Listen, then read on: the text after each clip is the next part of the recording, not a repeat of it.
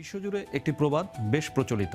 প্রথম প্রজন্ম ব্যবসা গড়ে তোলে, দ্বিতীয় প্রজন্ম ভোগ করে, আর তৃতীয় প্রজন্ম তা ধ্বংস করে। এটি কেবল কথার কথা নয়, নির্মম এক অর্থনৈতিক বাস্তবতা। পরিসংখ্যান বলছে আমেরিকার প্রায় 70% পারিবারিক ব্যবসা দ্বিতীয় প্রজন্মের হাতে এসে বন্ধ বা সংকুচিত হয়, আর দক্ষিণ এশিয়ায় এই হার 80%-এরও বেশি। প্রথম প্রজন্মের রক্ত পানি করা, পরিশ্রম দিয়ে করা ব্যবসা দ্বিতীয় প্রজন্মের হাতে এসে কেন ধসে পড়ে? ব্যবসায় দ্বিতীয় প্রজন্মের কথা কেন আসছে? সম্প্রতি বাংলাদেশের ভোগ্যপণ্যের বাজারে আধিপত্য থাকা সিটি গ্রুপের সংকট সামনে এসেছে। এর পেছনে গ্রুপটির প্রতিষ্ঠাতার মৃত্যু পরবর্তী নেতৃত্বের দুর্বলতার কথাও বলা হচ্ছে। এতে ব্যবসা প্রতিষ্ঠানের মালিকানায় দ্বিতীয় প্রজন্মের বিষয়টি জোরে সোরে সামনে এসেছে। প্রতিবেশী ভারতে দেখা গেছে ধীরুভাই আম্বানির গড়ে তোলা রিলায়েন্স গ্রুপ তার দুই ছেলে মুকেশ ও অনিল আম্বানির মধ্যে ভাগ হওয়ার পর অনিল আম্বানির অংশের ব্যবসায়িক পতন বিশ্ব অর্থনীতির জন্য বড় উদাহরণ। ভারতের মতো আর কোনো উদাহরণ কি আছে? দক্ষিণ কোরিয়ার অর্থনীতি নিয়ন্ত্রিত হয় স্যামসাং, হুন্দাই, এলজি এর মতো বড় বড় পারিবারিক গ্রুপের হাতে। এদের স্থানীয় ভাষায় বলা হয় চেবল। স্যামসাং বা হুন্দাইয়ের মতো গ্রুপগুলো টিকে গেছে কারণ তারা দ্বিতীয় বা তৃতীয় প্রজন্মে এসে তীব্র পারিবারিক দ্বন্দ্বের মুখোমুখি হওয়ার শিক্ষা থেকে পেশাদার প্রধান নির্বাহী বা সিইও নিয়োগ করেছিল। কিন্তু অনেক মাঝারি কোরিয়ান চেবল দ্বিতীয় প্রজন্মের অদক্ষতা এবং উত্তরাধিকারদের দ্বন্দ্বের কারণে দেউলিয়া হয়ে গেছে। কেন দ্বিতীয় প্রজন্মের হাতে ধসে পড়ে ব্যবসা? আমেরিকান শিল্পপতি ও তাত্ত্বিক অ্যান্ড্রু কার্নেগি তার গসপেল অফ ওয়েলথ বইতে বলেছেন, প্রথম প্রজন্মের উদ্যোক্তারা শূন্য থেকে শুরু করেন।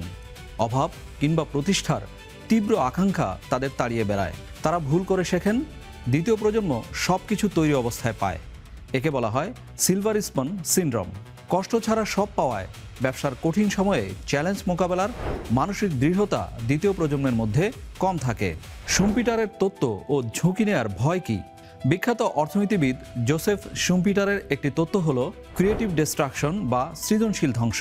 তার মতে ব্যবসায় প্রথম প্রজন্ম স্বভাবজাত ঝুঁকি গ্রহণকারী, কিন্তু আচরণগত অর্থনীতি বলছে দ্বিতীয় প্রজন্মের ক্ষেত্রে কাজ করে সম্পদ হারানোর ভয়। তারা নতুন কোনো উদ্ভাবন বা ঝুঁকি নেওয়ার চেয়ে যা আছে তা পাহারা দিতে বেশি পছন্দ করে।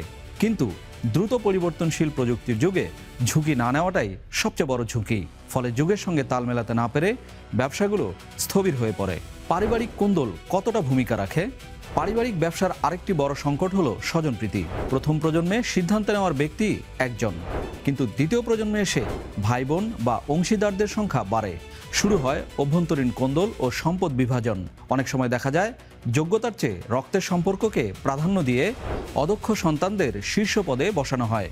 অর্থনীতিবিদদের মতে এতে কোম্পানির দক্ষ ও পেশাদার কর্মকর্তারা হতাশ হয়ে চাকরি ছেড়ে দেন। ব্যবসা তখন কর্পোরেট প্রতিষ্ঠান না থেকে পারিবারিক নাট্যমঞ্চে পরিণত হয়। ব্যতিক্রম উদাহরণ কি আছে? জাপানে এমন অনেক ব্যবসা আছে যা 500 বছর ধরে টিকে আছে। দেশটিতে শতবর্ষী প্রতিষ্ঠানের সংখ্যা হাজারেরও বেশি। এসব প্রতিষ্ঠানকে স্থানীয় ভাষায় বলা হয় শিনিসা। দেশটিতে আছে প্রাপ্তবয়স্ক দত্তক নেয়ার সংস্কৃতি। যদি ব্যবসা প্রতিষ্ঠানের প্রতিষ্ঠাতা মনে করে তার সন্তানরা ব্যবসার জন্য যোগ্য নন, তখন সবচেয়ে দক্ষ ও বিশ্বস্ত ম্যানেজারকে নিজের মেয়ের জামাই কিংবা দত্তক নিয়ে তাকে আইনিভাবে নিজ বংশের নাম দিয়ে ব্যবসার উত্তরাধিকার করেন। যোগ্যতাকে রক্তের সম্পর্কের চেয়ে এগিয়ে রাখার ফলেই জাপানের পারিবারিক ব্যবসাগুলো শত শত বছর ধরে টিকে থাকছে। মূল শিক্ষা বা উত্তরণের পথ কি? তথ্য এবং ডেটা উভয়ই বলছে ব্যবসাকে যদি একটি অর্থনৈতিক প্রতিষ্ঠান হিসেবে না দেখে পারিবারিক সম্পত্তি হিসেবে দেখা হয়, তবে দ্বিতীয় প্রজন্মের পক্ষে মুক্তবাজার অর্থনীতিতে টিকে থাকা প্রায় অসম্ভব।